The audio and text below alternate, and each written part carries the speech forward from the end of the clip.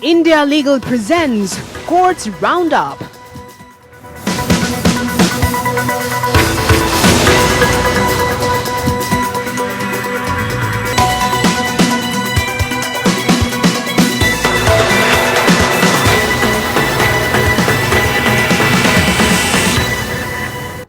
नमस्कार, courts roundup में स्वागत है आपका और मैं हूं आपके साथ नेहा दुबे। इस बुलेटिन में अगले आधे घंटे आपको कोर्ट से जुड़ी तमाम छोटी बड़ी खबरों से करवाएंगे रूबरू। कोर्ट की कार्रवाई सुप्रीम कोर्ट से लेकर हाई कोर्ट और लोअर कोर्ट्स तक के फैसलों को रखेंगे आपके सामने। आगे बढ़ने से पहले एक नजर हेडलाइंस पर। व्हाट्सएप ने लगाई प्राइवेसी पॉलिसी पर स्वैच्छिक रोक, कहा डेटा प्रोटेक्शन बिल लागू होने तक लागू नहीं होगी प्राइवेसी पॉलिसी। प्राइवेसी पॉलिसी के खिलाफ सीसीआई जांच में दखल से दिल्ली हाईकोर्ट का इनकार। आईटी कानून के खिलाफ दाखिल याचिकाओं पर एक साथ सुनवाई के मामले पर सुप्रीम कोर्ट ने केंद्र की अर्जी मानी, जारी किया नोटिस। नए आईटी कानून पर न्यूज ब्रॉडकास्टर्स एसोसिएशन को मिला केरल हाईकोर्ट का साथ। हाईकोर्ट ने कहा एसोसिएशन कानून नहीं लागू करता है तो भी हो दंडात्मक कार्रवाई। दिल्ली हाईकोर्ट ने कहा देश में यूनिफॉर्म सिविल कोड लागू करने का सही समय आज का हिंदुस्तान धर्म जाति समुदाय से ऊपर उठ चुका है। शादी और तलाक में भी आ रही है दिक्कतें।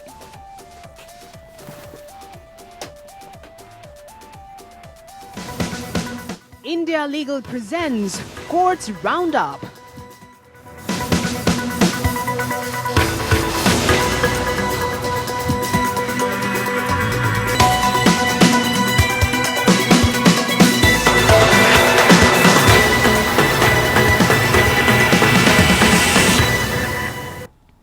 व्हाट्सएप ने दिल्ली हाईकोर्ट को बताया कि उसने नई प्राइवेसी पॉलिसी को फिलहाल स्वैच्छिक होल्ड पर रखा है।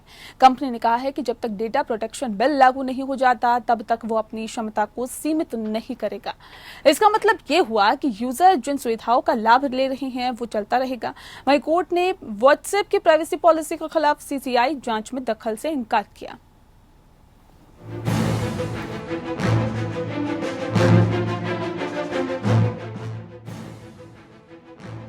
व्हाट्सएप ने प्राइवेसी पॉलिसी को लेकर दिल्ली हाईकोर्ट में बताया कि कंपनी ने अपनी इच्छा से प्राइवेसी पॉलिसी पर रोक लगा दी है।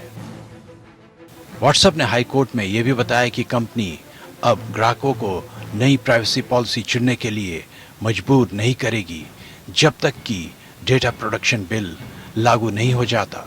साथ ही व्हाट्सएप ने कहा कि प्राइवेसी पॉलिसी नहीं मानने वाले ग्राहकों पर अब किसी तरह का बैन नहीं लगाया जाएगा।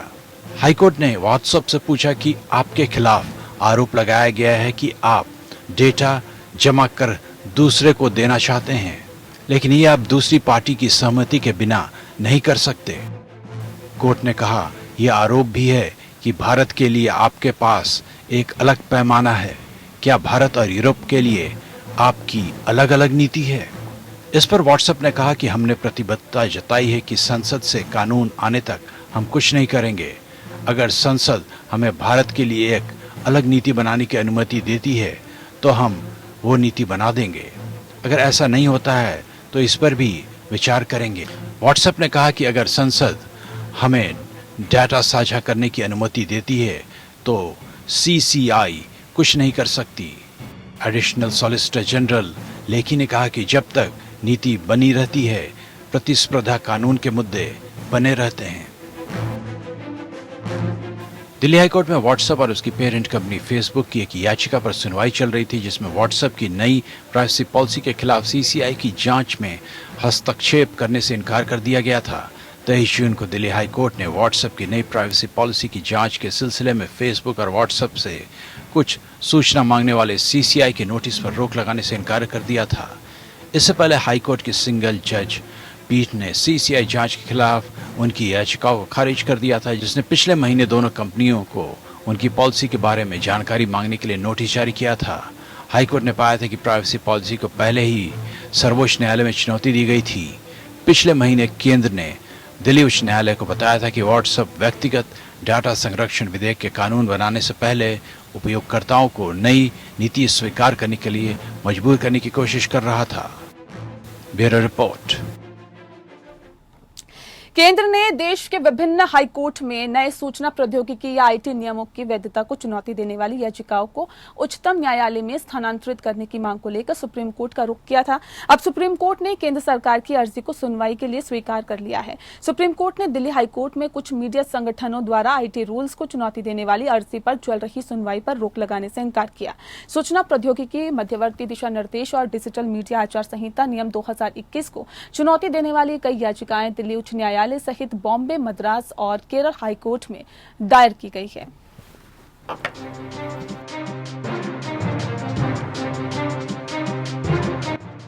आईटी नियमों को लेकर हाईकोर्ट में दाखिल याचिकाओं को ट्रांसफर करने को लेकर केंद्र सरकार सुप्रीम कोर्ट पहुंच गई है। नए आईटी नियमों के खिलाफ याचिकाओं पर सुप्रीम कोर्ट 16 जुलाई को सुनवाई करेगा। सुप्रीम कोर्ट ने इसमें केंद्र सरकार की याचिका भी टैग की है। सरकार ने अलग अलग हाईकोर्ट में चल रहे मामलों को सुप्रीम कोर्ट में ट्रांसफर करने की मांग की। केंद्र सरकार ने सुप्रीम कोर्ट से सूचना प्रौद्योगिकी, मध्यवर्ती दिशा निर्देश और डिजिटल मीडिया आचार संहिता नियम 2021, आईटी नियम 2021 की संवैधानिकता को चुनौती देने वाली सभी याचिकाओं को विभिन्न उच्च न्यायालयों से सुप्रीम कोर्ट ट्रांसफर करने की मांग की है। ये याचिकाएं दिल्ली, बॉम्बे, मद्रास, केरल उच्च न्यायालयों सहित कई उच्च न्यायालयों द्वारा ऐसे मामलों की सुनवाई किए जाने के मद्देनजर दायर की गई है। दरअसल भारत सरकार सोशल मीडिया प्लेटफॉर्म और डिजिटल कंटेंट बनाने वाले प्लेटफॉर्म पर नए आईटी कानून लागू किए गए हैं। प्रावधान किया गया है कि अब ये प्लेटफॉर्म थर्ड पार्टी कंटेंट के लिए जिम्मेदार होंगे। नए आईटी नियमों के तहत भारतीय यूजर्स की शिकायतों पर कार्रवाई के लिए प्रमुख सोशल मीडिया कंपनीज में शिकायत अधिकारी की नियुक्ति जरूरी है। नए नियमों के तहत इस माइक्रो ब्लॉगिंग मंच को मध्यस्थ के तौर पर मिली कानूनी राहत समाप्त हो गई है और ऐसे में वो यूजर द्वारा डाली गई किसी भी गैर कानूनी पोस्ट के लिए उत्तरदायी होगा। नए नियम 26 मई से प्रभावी हो गए हैं और ट्विटर ने दिए गए अतिरिक्त समय के बीत जाने के बाद भी उन अधिकारियों की नियुक्ति नहीं की है जिससे उसे मिली प्रतिरक्षा खत्म होती है। नए सोशल मीडिया नियमों को लेकर डिजिटल क्षेत्र की दिग्गज अमेरिकी कंपनी ट्विटर का भारत सरकार के साथ टकराव चल रहा है। भारत सरकार ने देश के नए आईटी नियमों की जानबूझकर अनदेखी की और कई बार कहे जाने के बावजूद नियमों के अनुपालन में नाकामी को लेकर उसकी आलोचना की है। नवनियुक्त सूचना एवं प्रौद्योगिकी मंत्री अश्विनी वैष्णव ने नए सूचना प्रौद्योगिकी या आईटी नियमों को लेकर कहा कि जो कोई भारत में रहता है और काम करता है उसे देश के नियमों का अनुपालन करना होगा।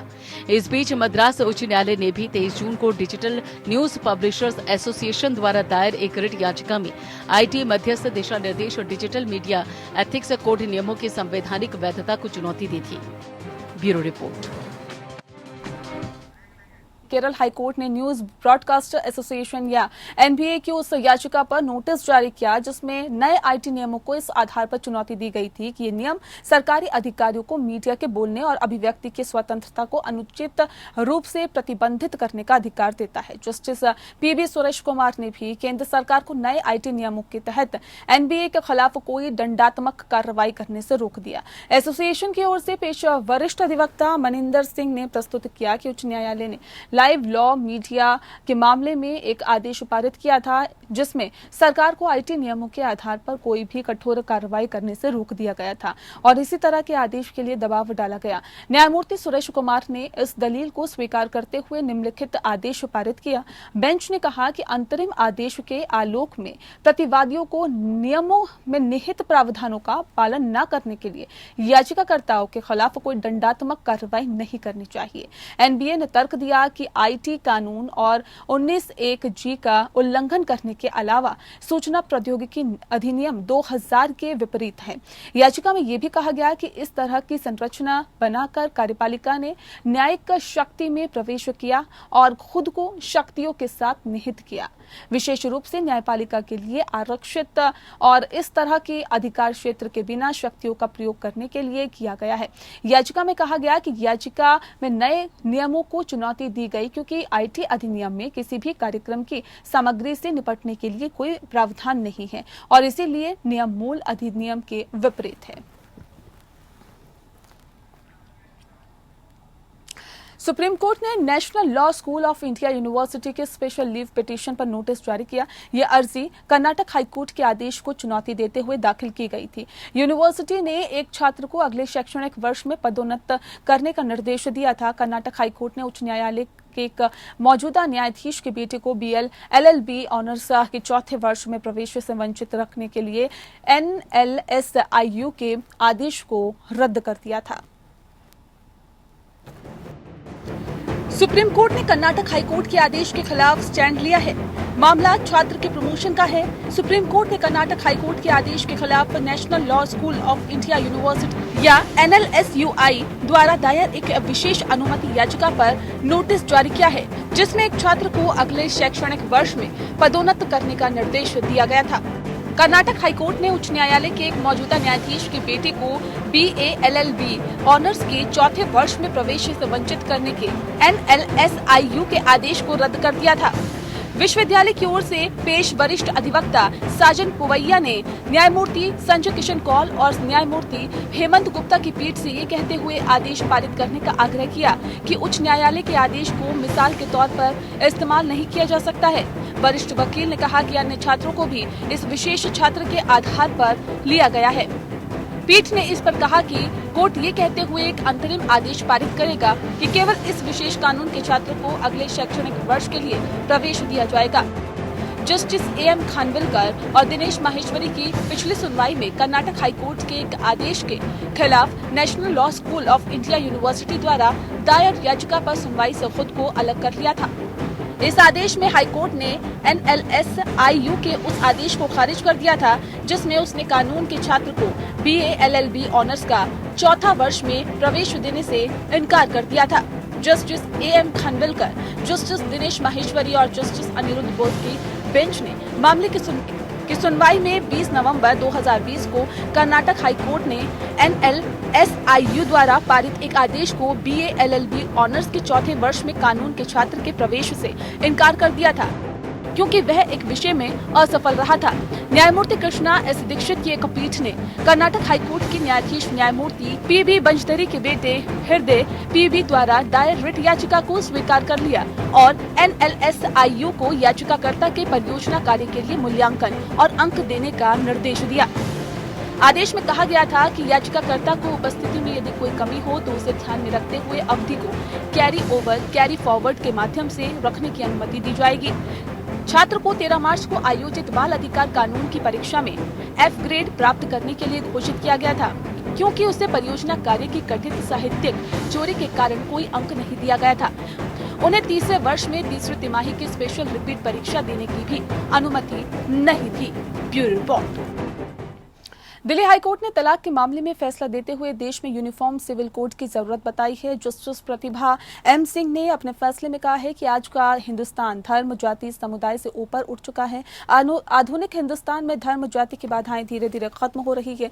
इस बदलाव की वजह से शादी और तलाक में दिक्कत भी आ रही है। आज की युवा पीढ़ी को इन दिक्कतों से जूझना नहीं चाहिए, लिहाजा देश में यूनिफॉर्म सिविल कोड लागू होना चाहिए। अनुच्छेद 44 में जो यूनिफॉर्म सिविल कोड की जो उम्मीद जताई गई थी, अब उसे केवल उम्मीद नहीं रहनी चाहिए, उसे हकीकत में बदल देना चाहिए। तलाक के मामले में दिल्ली हाईकोर्ट की जस्टिस प्रतिभा M सिंह ने ये टिप्पणी की। दरअसल कोर्ट के सामने ये सवाल खड़ा हो गया था कि तलाक को हिंदू मैरिज एक्ट के मुताबिक फैसला दिया जाए या फिर मीना जनजाति के नियम के मुताबिक। पति हिंदू मैरिज एक्ट के मुताबिक तलाक चाहता था, जबकि पत्नी का कहना था कि वो मीना जनजाति से आती हैं, लिहाजा उस पर हिंदू मैरिज एक्ट लागू नहीं होता है। इस वजह से उसके पति द्वारा दायर फैमिली कोर्ट में तलाक की अर्जी खारिज की जाए। पति ने हाईकोर्ट में पत्नी के खिलाफ इस दलील के खिलाफ अर्जी दायर की थी।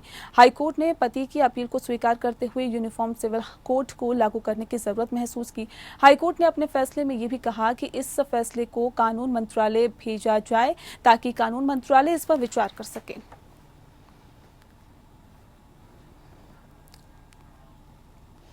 दिल्ली हाईकोर्ट से चिराग पासवान को बड़ा झटका लगा है। दिल्ली हाईकोर्ट ने चिराग पासवान की अर्जी को खारिज कर दिया।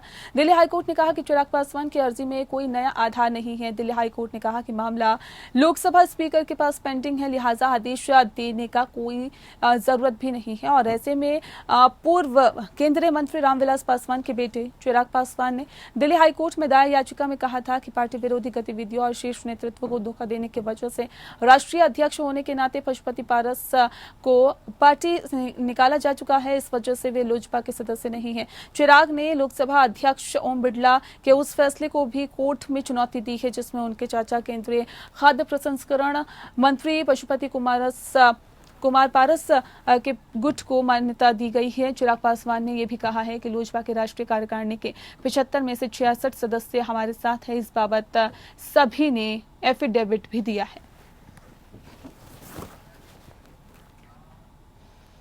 दिल्ली हाईकोर्ट ने दिल्ली दंगे की आरोपी गुलफिशा फातिमा द्वारा दायर याचिका को खारिज कर दिया। इसमें कहा गया था कि अदालत बंदी प्रत्यक्षीकरण याचिका में रिमांड आदेश की वैधता तय नहीं कर सकती है। न्यायमूर्ति विपिन सांघी और न्यायमूर्ति जसमीत सिंह की खंडपीठ ने राज्य की ओर से पेश अधिवक्ता जतिन भट्ट और अतिरिक्त सरकारी वकील अमित महाजन की सुनवाई के बाद याचिका को खारिज कर दिया था। कथित बड़ी साजिश से संबंधित एक आरोप पर गुलाफिश के खिलाफ गैर कानूनी गतिविधि अधिनियम UAPA के तहत मामला दर्ज किया गया था और इसी के खिलाफ गुलफिशा ने अदालत से अपनी रिहाई की मांग की थी। इसी कथित बड़ी साजिश के कारण पिछले साल फरवरी में उत्तर पूर्वी दिल्ली में दंगे हुए थे। सुनवाई के दौरान गुलफिशा की ओर से पेश हुए वकील जतिन भट्ट ने कहा कि अभियोजन पक्ष को रिमांड आदेश को रिकॉर्ड में नहीं रखना चाहिए क्योंकि उनके पास इसकी कोई प्रति नहीं है। राज्य की ओर से पेश महाजन ने अदालत के समक्ष तर्क दिया कि बंदी प्रत्यक्षीकरण याचिका ने इसी तरह के आधार उठाए हैं जो पहले ही गुलफिशा के भाई द्वारा दायर याचिका में अदालत द्वारा तय किए जा चुके हैं। सांप्रदायिक हिंसा से जुड़े एक मामले की आरोपी फातिमा को इस मामले में 11 अप्रैल को गिरफ्तार किया गया था और फिलहाल वह न्यायिक हिरासत में है। उसने दावा किया कि न्यायिक हिरासत में उसकी हिरासत अवैध है। याचिका का विरोध करते हुए पुलिस ने पहले तर्क दिया था कि फातिमा द्वारा दायर बंदी प्रत्यक्षीकरण याचिका न केवल योग्य है बल्कि ये कानून की प्रक्रिया का घोर दुरुपयोग है और जुर्माने के साथ खारिज करने योग्य है।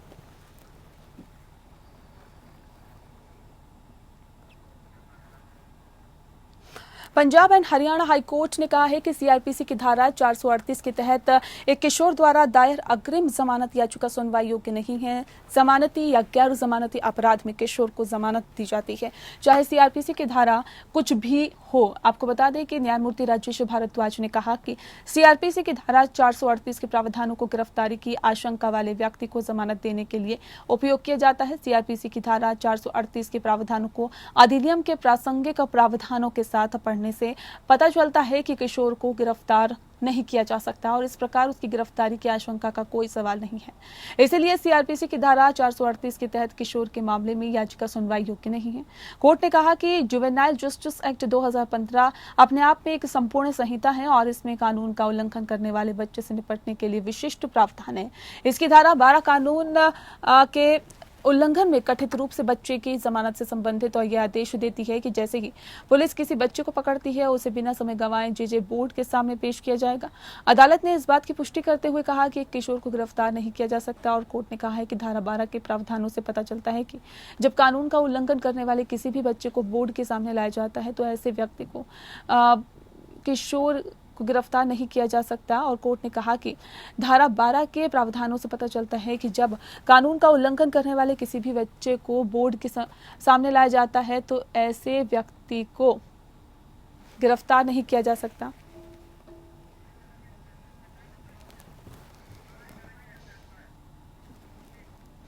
और इसी के साथ फिलहाल इस बुलेटिन में इतना ही। नमस्कार।